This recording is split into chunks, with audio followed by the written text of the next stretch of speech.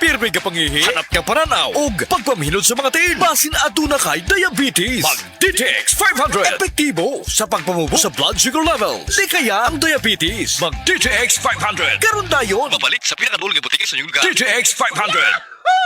DTX 500. Ako si Alex, nagka-UTI jud ko. Sakit ipangihi og ako pod nga puson sakit. Ipatay ko sa akong misis og DTX 500 tulo ka capsules sa buntag, tulo pod ka capsules sa gabi. Simana lang nawala jud ang sakit. Og nibalik sa normal ang akong pagpangihi. Epektibo jud kayo ang DTX 500. DTX 500. Mabalik sa mga butika. Samok nga ubo, ubo, ubo. Undangin na. Tusiran Forte. Motabang magpaundang, undang. Sa non-stop dry cough o katol sa tutunlan tungod sa postnasal drip. Ubo nga samok. Pag tusiran. Unilab quality yan. Dextromethorphan HBr plus phenylpropanolamine HCl plus paracetamol is the generic name of Tusiran Forte. If symptoms persist, consult your doctor. Ubong makulit?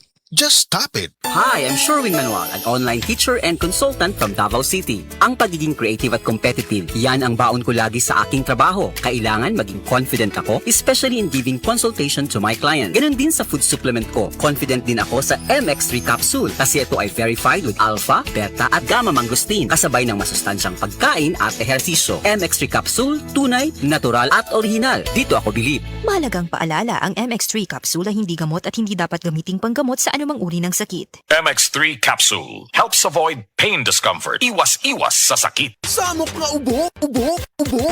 Undangin na. Tusiran Forte. Motabang magpaundang, undang. Sa non-stop dry cough o katol sa tutunlan tungod sa postnasal drip. Ubo nga samok. Pag tusiran.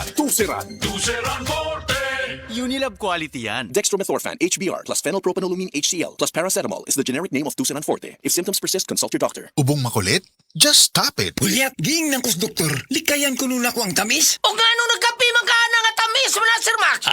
Lagi. Basiglas na ni. Maunang taas imong sugar. Murag precious mo gas. May pamagsid panyawan coffee ka. Sakto sa kapait. Lamina, makapabtik pa. Maayo ni alang sa taas og sugar o sa gustong aktibong kinabuhi.